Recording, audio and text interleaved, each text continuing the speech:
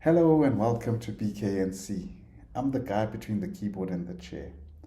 We're going to continue our Visualizing Business Model series, and today this video is going to be about creating an organic organogram using a levels of work framework.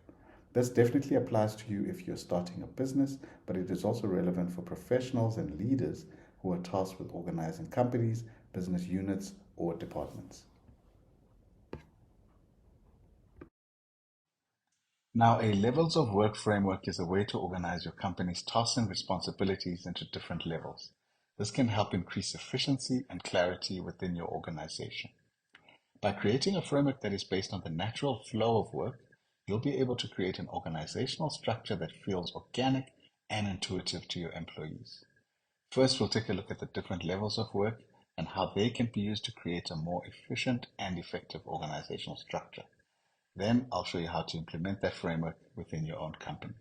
So grab a paper and a pen and let's get started. I would appreciate it if you could smash the like button and subscribe if you are enjoying this video. Before we dive into the levels of work framework, I want to remind you of the business model canvas, or the BMC. The BMC is a tool that helps companies understand and visualize different parts of their business, including the value proposition or the unique selling proposition, also known as the USP. I did a video about the BMC. If you want to watch that, click over here to go to that video. The unique selling proposition is part of the business model canvas that describes what makes your company different from others in the market. In this video, we'll be drawing from the USP, and it'll help us create a levels of work framework that is tailored to your company's specific needs. By understanding your unique selling proposition, you'll be able to create a framework that aligns with your company's mission and values. This will not only make the levels of work framework more effective, but it will also make it easier for your employees to understand what you do and to buy into it. So before we begin, take a moment to grab your unique selling proposition from your business model canvas. A complete levels of work framework can have as many as 5 or even 6 levels, but for the purpose of this video, we're going to focus on 4 levels. 4 levels will be sufficient to produce a complete organogram for your company. This framework is based on the work of Luke Hubecker, Elliot Sharp, and Stafford Beer. These experts have developed a way of organizing work into different levels to increase efficiency and clarity within the organization. The first level in our framework is level 1, or L1, also known as the added value level. This level is where the work is done that directly creates value for the customer. This is the level where the product or service that your company sells is actually produced. The second level is L2, also known as the coordinating value level. This level is responsible for coordinating the work that is done at L1 to ensure that it aligns with the overall goals of the company. The third level is L3, which we will call the controlling value level. This level is responsible for controlling the work that is done at L1 and L2, and it ensures that it is being done correctly and efficiently. The fourth and final level that we'll be covering is also known as the strategic value level. This level is responsible for making strategic decisions for the company, such as setting goals and making plans for the future. We will not be diving into level 5 or level 6, which is the policy level, level 5, and the guiding principles level, level 6. But it's important to note that these levels are also part of a complete levels of work framework, and they can add some value on a different lens when you're trying to do different things. But by understanding these different levels and their responsibilities, you'll be able to create a framework that aligns with your company's mission and values, and it will also help you to better understand how different parts of your company fit together and how they can work together to create a more efficient and effective organization. In the BMC video, we used a furniture company as an example to complete together. I'd like to continue with that example. So our value proposition was summarized in our slogan as exact height and weight furniture in under a week. This means that we need to ensure that we focus on our unique selling proposition of customer measurements, of making furniture, and of delivery in or under 1 week. You will see that our levels of work framework now has these USPs as columns that cut across all the levels. Now let's populate level 1 together. To make it easier to understand, I've displayed our USPs as columns that cut through all the levels of work. Now, starting with the first USP, customer measurements, I found that the key activity for this USP is just one, the custom measurement app. Now, this app allows customers to input their measurements and create custom pieces of furniture that fit their specific needs. Moving on to our second USP, which is furniture making. This one has 3 key activities: children's furniture making, family furniture making, and third space furniture making. Each of these activities is responsible for creating a specific type of furniture that aligns with the company's USP or unique proposition. And then lastly, the third USP, which is same week delivery. We have 3 key activities here, which is delivery van driving, regional storage, and on-site assembly. Now, each of these activities is responsible for ensuring that the furniture is delivered to the customer within the same week. Now, what you can see over here is that if we list these key activities and try and give them to people, rather than the number of activities that we have here, which is 7, we actually have only 4 employees that are required.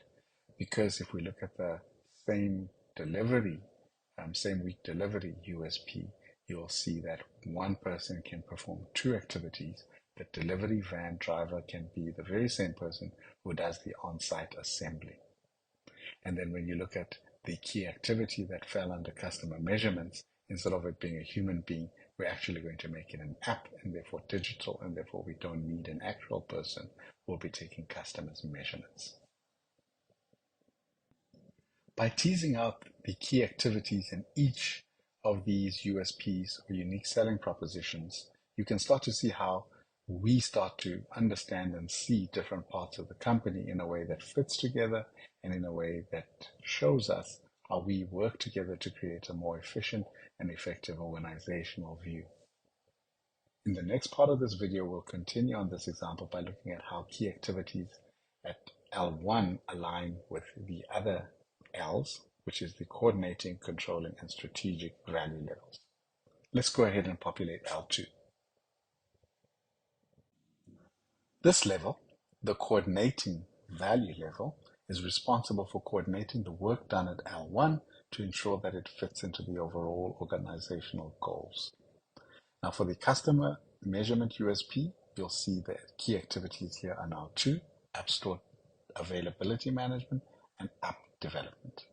These activities are responsible for ensuring that the customer measurer app is available for our customers to use and for developing said app and updating it as needed. For the furniture USP, you'll see we've only got 1 key activity, which is the raw materials supervision, which applies to all 3 key activities that we had in L1. This activity is responsible for ensuring that the customer has the necessary raw materials to produce the furniture and that they are of the highest quality. And then lastly, the same week delivery USP, the key activities here are orders management, inventory management, and furniture assembly management. Now, to build on to the last employee count, here we'll see that we now add 3 more because once again, using the customer measurements USP example, 1 person can perform both of those key activities. Each of these activities is responsible for coordinating the delivery process and ensuring that it is done efficiently and effectively. By understanding the key activities at L2 and how they align with the unique proposition of the company, you can see how different parts of the organization work together to create a more efficient and effective company. In the next part, we'll continue to build on this example by looking at how the key activities at L2 align with the controlling and the strategic levels. So let's go ahead and pop over to level 3. Level 3 is the controlling value level. This level is responsible for controlling the work done at L1 and L2 by ensuring that it is being done correctly and efficiently. For the customer measurement USP, the key activities include App Store budget control and development environment management. These activities are responsible for ensuring that the budget for the customer management app that is being used effectively and that the development environment is optimized for maximum efficiency.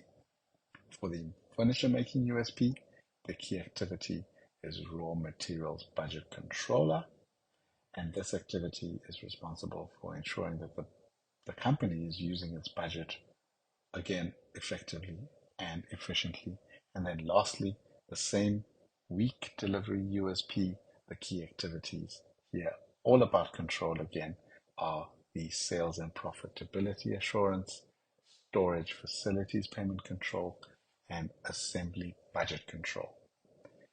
Though we have this number of key activities, we just add 2 employees because as we go up the levels, you'll see that more or people start assuming more key activities. So in this case, our accountant picks up a number of key activities across the various USP. And then we also have a sales and profitability assurer. And then the third way that we fulfill this work, if you look at the customer measurement USP, you'll see that the development environment manager responsibilities can actually be fulfilled by our developer, who we had on L2. Each of these activities is responsible for controlling the delivery process and ensuring that it is done efficiently and effectively, whilst also ensuring the profitability of the company. By understanding the key activities at L3 and how they align with the unique proposition of the company, you can see how different parts of the company work together to create more efficient and effective an organization whilst ensuring profitability. In the last part of these levels, we'll continue to build on this example by looking at how these activities align with the strategic value, and that is the strategic value level L4. Let's pop over to that level. The strategic value level is responsible for making strategic decisions for the company, such as setting goals and making plans for the future. For the customer measurement USP, the key activities here would be App Store policy management and development design. These activities are responsible for ensuring that the company's App Store policies align with the company's goals and that the design of the customer measurement app aligns with our vision for the future. For the furniture making USP, here we will have 3 key activities: furniture catalog creation, market appetite or market pulse measurements, and competition analysis. Each of these activities is responsible for creating a strategy for the company's furniture making business by creating a catalog of the furniture, monitoring the market appetite, and analyzing the competition. Lastly, for the same week delivery USP, our key activities here, quite a number of them: leads generation, sales and profitability assurance. Again, notice that comes from L3. Delayed payments collection, lease and consignment negotiation, and delivery van design. Each of these activities being responsible for creating a strategy for the company's delivery business by generating leads, ensuring profitability, collecting on delayed payments, negotiating leases and consignments, and designing delivery vans. And just like with previous levels, the employees will be performing multiple key activities. So it's not a one-to-one. One employee can perform multiple key activities. And by understanding these key activities at L4, we start to understand how to align our unique proposition of the company.